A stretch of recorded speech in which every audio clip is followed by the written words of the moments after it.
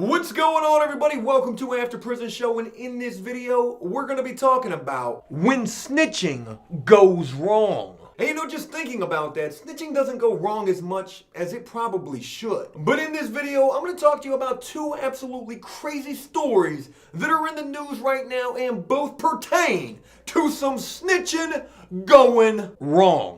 Now, this first story, there's a good possibility you've heard about this. I mean, this is a huge story in the news right now. Taking place down in Etowah, Alabama, where it's just been revealed that the sheriff of this place, a guy by the name of Todd Entrekin, pocketed over $750,000 over the course of the last 3 years from funds that were supposed to be used for food provisions for inmates of that local jail. Let's just take a moment to think about how this has probably affected how prisoners in this jail have been fed for these last 3 years. Hey, what happened to the food, man? This is supposed to be a prison trade too, by the way. Hey, for the last 3 years, man, they've been feeding us pretty bad in here, man. I don't know what's been going on out there. Maybe they ain't getting no money. Maybe there's been some budget cuts or something, man. I'm wondering if inside of the jail there's been a noticeable difference in how prisoners have been getting fed for these last few years. And also think about the fact that if this greedy sheriff hadn't pocketed all of this money, what those prisoners' trays might actually be looking like. My God, look at all this food on this tray. This is breakfast right here. Man, hey man, you ain't never gotta release me. I'm about to commit a crime inside the jail right now, so I ain't never gonna leave. Look at all this food right here. Man, that's a lot of, look at all this.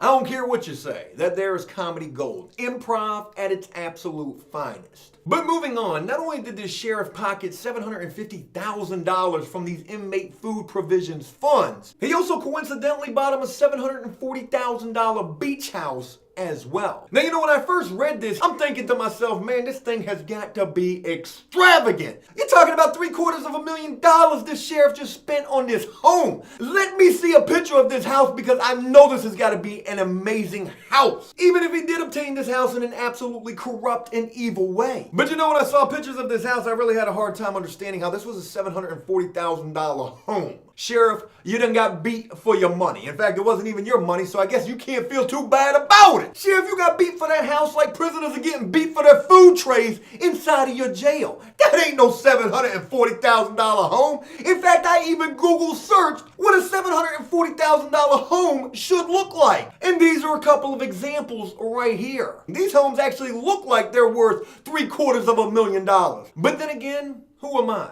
I'm no real estate agent. I don't know what a $740,000 home should look like. In fact, I had to Google it for myself. So who knows? Maybe that house really does cost that much money, or again, you got beat like them prisoners are getting beat for their trays inside the jail. But regardless of all of that, let's move on to how this sheriff actually got exposed for all of this. And it was all because of a guy by the name of Matthew Qualls, a guy who used to cut the sheriff's grass, possibly at this beach home, who was getting paid by this sheriff with checks for his services. And when he would receive these checks, he became a little suspicious when he realized on these checks was written right there in the corner, food provisions. And this guy, Matthew Qualls, he wasn't no dummy. He was able to piece it together. This guy I'm cutting grass for, this sheriff who just bought this damn near $1 million beach home, he's paying me with checks that got food provisions written on them. Could these possible food provision checks somehow be related to money that's allotted to the jail's food provisions? I just put it together. This sheriff is paying me with money that he probably also used to buy this beach house, and this money is supposed to be used to feed prisoners inside of the jail. I'm gonna need to tell somebody about this. And tell somebody about this, he most certainly did. In fact, he would open up a can of worms in an entire Pandora's box, exposing this sheriff for using these food provision funds for his own personal lifestyle. Now, when Matthew Qualls spilled the beans on this sheriff, essentially snitching on this sheriff, and old Todd Entrekin was called out for this, he didn't deny any of it. He said, of course I took this money. In fact, I was allowed to. Because the story goes on to say that this sheriff believed that because of an old pre-World War II law, he was allowed to keep any excess inmate feeding funds for himself. My God! Are you trying to tell me that $750,000 was excess inmate feeding funds? How much money they putting into feeding prisoners down in Alabama? And if this sheriff pocketed $750,000 for himself, I really want to know the exact money amount that was actually allotted to feeding the prisoners. I really want to know what that number is, because I guarantee you it ain't even a bit of that $750K. I can promise you that. He might have spent something like maybe less than $100,000. I'm just gonna go ahead and throw a number out there like that. It might even be a lot less. And you know, one little footnote to throw into all of this, I'm sure you're just as curious as where this money comes from to be allotted for these inmate feeding funds. Well, of course, this comes from federal, state, and local governments, aka taxes. And if you out there pay taxes like I pay taxes, well, some of that money you're paying is going toward buying a sheriff a $740,000 home. And that's right, you and me, we done helped to buy this sheriff a mansion. You know, if anybody ever tells you that you ain't doing no good out there and you're working and paying taxes, you just let them know. You say, I ain't doing good? Hey, I go to work every day and I pay my taxes. I just bought a sheriff a mansion. What you did? You bought a sheriff a mansion? You probably did if you're working like me and paying taxes as well. We all just bought a sheriff a damn mansion. Though it doesn't look anything like a damn mansion, it looks more like a utility shed, if you ask me. But let's go ahead and move on to some snitching gone wrong.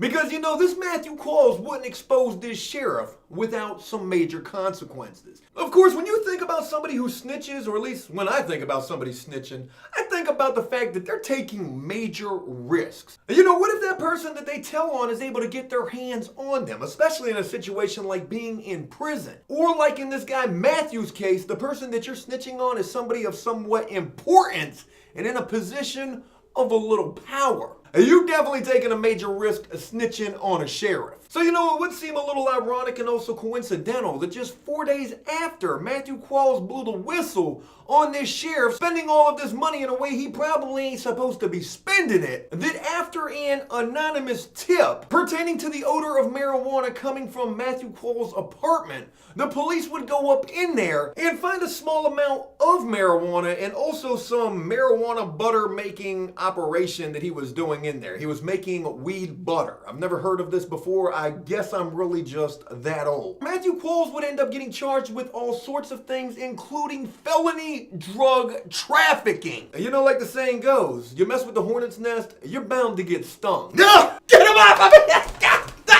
Now, you know, when I first read about this, they said this dude Matthew was facing a ton of time. But it was over the course of the couple of weeks it's been since this guy was first charged with all of these crazy charges that this story of him actually getting arrested and charged right after he blew the whistle on this sheriff went viral on Reddit. And a lot of people who were seeing this story were actually contacting the sheriff's department demanding the release of this guy. And I'm not sure how much that really had to do with any of this, but it is just as ironic and coincidental as a few of the other things we've mentioned already, that all of a sudden this guy was offered a plea deal telling him to plead guilty to some lesser charges, and then all he would have to do is complete some sort of drug program. You know, that's a pretty far cry from what this guy was originally facing. And this dude is pretty damn lucky that after exposing this sheriff, after snitching on this sheriff like he did, I mean, he's not wrong for what he did. There's some cases where snitching or exposing certain things is okay. But this dude is damn lucky to have this situation turn around for him the way that it did. Moving on to the second crazy story about when snitching goes wrong. This one actually happened back in 2014. But video of all of this has just been released because of a wrongful death lawsuit. But it was back in 2014 where a guy known on the streets by C-Down, a member of the Crips, was sitting in a courtroom watching as a jailhouse snitch was testifying against him. Now, there's some pretty interesting facts to this story I want to share with all of you first. You know, this guy C-Down, this member of this Crips gang, this guy had a long history with this gang and was also known to put in a lot of work. In fact, the story actually says that this guy was a specialist in robbing 7-Eleven stores in Salt Lake City, Utah. Hey man, so what do? You know, I'm pretty good at drawing, painting, I do a little bit of tattooing. You know, I'm also pretty funny. Do you specialize in anything? I mean, are you good at anything? I'm pretty good at robbing 7-Elevens. In fact, they call me a bit of a specialist. Are you trying to tell me you're a specialist at obtaining $20? I know why you're locked up. Oh my God. 7-Elevens, man. Joe, I would not mess with that dude. That's C-Down right there. You don't know about C-Down. 7-Up, C-Up, C what? C-Down, man. That dude's notorious for being a specialist at robbing 7. Dude, you don't want to mess with that dude. That dude's a specialist at robbing 7-Eleven stores, man. I mean, I'm saying, why this dude don't go panhandle? He probably get more money doing that. Now, the story says that this guy pled guilty to some state charges due to promises made by prosecutors that federal charges would not be brought against this dude. And when you've been committing crime your entire life, one thing you don't want to get is some federal charges, because the feds, they will career you out. They'll say you are a career criminal, and if you get tagged as a career criminal, that's like 25 years off tops. Not even to mention all of the other charges that you're most certainly going to be getting as well. But they said that investigators found evidence of additional crimes, and the government changed their mind and did in fact bring federal charges against this dude. And it's because of that that in 2014, this guy found himself sitting at the defense table, watching as some jailhouse snitch was sitting in a witness box testifying against him. And you know, it most certainly seems that old C-Down, he just weren't going for that at all. This guy actually got up from that defense table, walked around the back of his lawyer, grabbed the pen off of the table, and ran and lunged at this guy who was sitting in the witness box, who had to fall back out of the way. I mean, this dude C-Down came all the way over that witness box in an attempt to attack this guy right inside of a federal courtroom. But he most certainly did not succeed in this attack, and instead was shot multiple times by U.S. Marshals who were standing right there, and was actually killed inside of this courtroom. And it's actually the family of this guy C-Down who is suing in this wrongful death lawsuit. You know, it's both of these stories that really showcase just how wrong snitching can go. Now, you've got this guy Matthew who exposes a sheriff and then just a short time later is arrested all of a sudden on pretty much a bunch of bogus charges and is facing the possibility of a heck of a long time in prison because of that, until all of a sudden, and for whatever reason, they decide to give this guy this plea bargain that is a complete polar opposite of what this guy was actually facing. And then you've got old C-Down sitting in a federal courtroom watching as a guy is testifying against him, who he tries to attack, and instead is killed in the process of that. To me personally, those are both some pretty damn good examples of when snitching goes wrong. Hey, look, that's it. I hope you enjoyed this video, and if you did so, please leave a like and a comment letting me know exactly what you thought about it. As always, until next time, enjoy life, the free world, never take a moment for granted, and make the most of every day. Peace!